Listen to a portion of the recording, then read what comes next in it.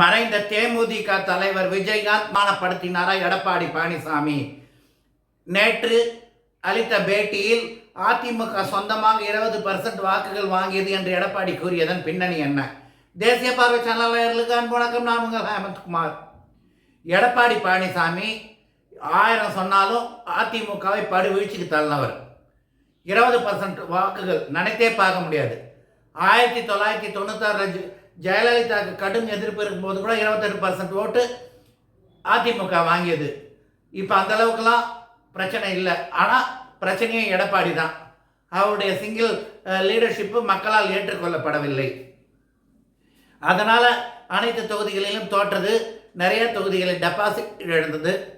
8 தொகுதிகளிலே 3ஆம் இடம் சென்றது. ஆனால் அதிமுகவுடைய கூட்டணியில் பெரிய சாதனை செஞ்சது யாருன்னா மறைந்த விஜயகாந்தின் மகன் விஜய பிரபாகரன். விருதுநகரில் இருந்தார். மாறி மாறி முன்னணியில் இருந்தார். கடைசியில் 4000 ஓட்டு வித்தியாசத்தில் தான் தோற்றார். ஆனால் ரொம்ப டஃப் கொடுத்தார். பல விதத்தில் அவர் நம்ம பாராட்டணும். அதனால் தேமுதிக வாக்கு சதவீதமும் அதிகரித்தது.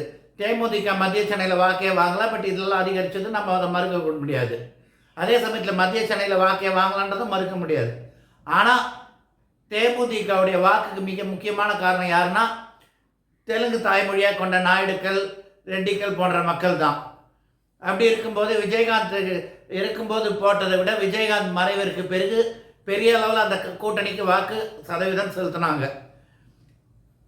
ரவீந்திரன் துரைசாமி, எஸ்எஸ்என் சர்வே போன்றவர்கள் எல்லாம் 6% வரைக்கும் வாக்கு விஜயகாந்தால் கட்சியால் இவங்களுக்கு வந்திருக்குன்னாங்க.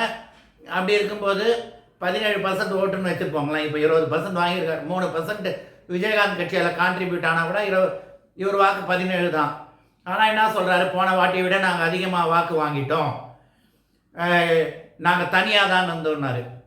அப்போது விஜயகாந்துக்காக எவ்வளோ பேர் தெலுங்கு தாய்மொழி பேசும் மக்கள் எல்லாம் எவ்வளோ பேர் விஜயகாந்த் ரசிகர்கள் ஒரு அனுதாபத்தில் இவர்களுக்கு வாக்களித்தா அப்போ விஜயகாந்தை இவர் அவமானப்படுத்தினாரா? எலெக்ஷன் போது மட்டும் அங்கே போய் கூட்டணி பேச்சுவார்த்தைலாம் நடத்திட்டு இப்போ இவர் இந்த மாதிரி பண்ணுறது என்பது மறைந்த விஜயகாந்தை இவர் அவமானப்படுத்தியதாக தான் கருத வேண்டும். நல்ல வேலை மோடி பதவியேற்பு விழாக்கு பிரேமலதா விஜயகாந்துக்கு அழைப்பு கொடுத்துருக்கு பிஜேபி. அந்த விஷயத்தில் அவங்க மரியாதையாக தான் நடத்துகிறாங்க, எதிரணியில் இருந்தாலும். ஆனால் இவர் இந்த அளவுக்கு மறைந்த தலைவரை அவருக்காக வந்த வாக்குகளை அவமானப்படுத்துவார்னு நான் கனவுலையும் நினைக்கல. நன்றி, வணக்கம்.